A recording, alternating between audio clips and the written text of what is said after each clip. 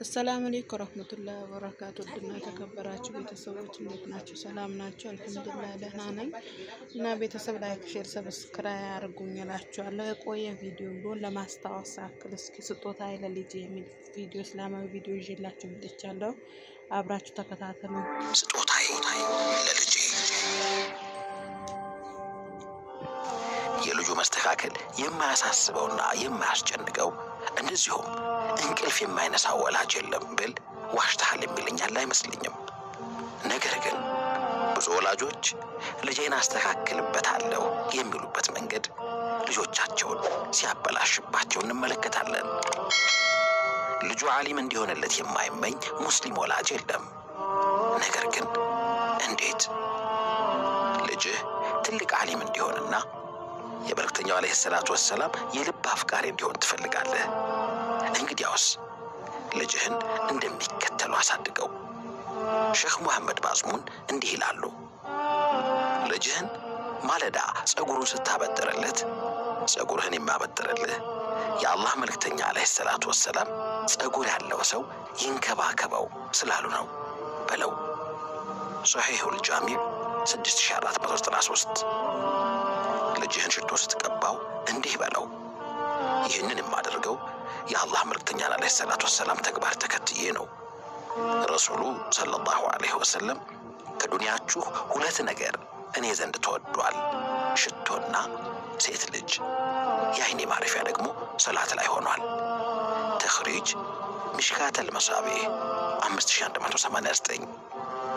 ልጅህን ወደ መድረሳ ስትልከው እንዲህ በለው፣ የአላህ መልእክተኛ ዓለይሂ ሰላቱ ወሰላም እውቀት የሚገኝበትን መንገድ የጀመረ ሰው አላህ ወደ ጀነት ያለውን መንገድ ያገራለታል ብለዋል። ሶሒህ ሙስሊም 2699። ለልጅህ ፈገግ ስትልለት እንዲህ በለው፣ ፈገግ የምልልህ የአላህ መልእክተኛ ዓለይሂ ሰላቱ ወሰላም በወንድምህ ፊት ፈገግ ማለት ሰደቃ ነው ስላሉ ነው። ሶሒሁል ጃሚዕ 2908። ልጅህን ጎበዝ ስትለውና ስታወድሰው እንዲህ በለው፣ እኔ አወደስኩህ የአላህ መልእክተኛ ዓለይሂ ሰላቱ ወሰላም መልካም ንግግር ሰደቃ ነው ስላሉ ነው። ሶሒህ ኢብኑ ሒባን 472። ከታላላቅ ሰዎች ጋር በአንድ ላይ ሆነህ ሳለ ልጅህን ታላቁን እንዲያከብር ስታዘው እንዲህ በለው፣ ይህን ያዘዝኩህ መልእክተኛውን ዓለይሂ ሰላቱ ወሰላም ለመከተል ነው።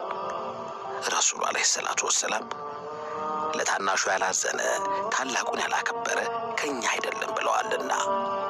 ሶሒህ ትርሚዚ 1919።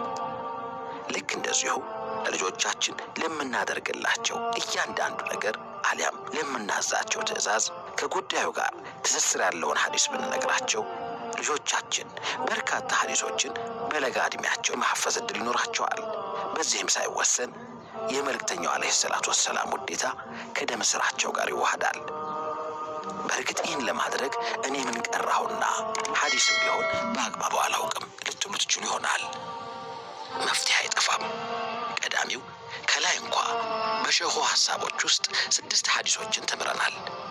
የአረብኛውን መያዝ እንኳ ቢያቅትን በአማርኛ ሸምድደናቸው በእነዚህ ሐዲሶች ስራችንን ልንጀምር እንችላለን።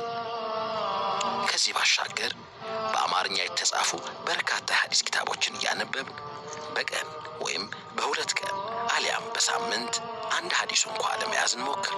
ከኛ ተሻግሮ ልጆቻችን ላይ ተግባራዊ በማድረግ ከሐዲሱ ጋር የበለጠ ለመተዋወቅ ይረዳናል።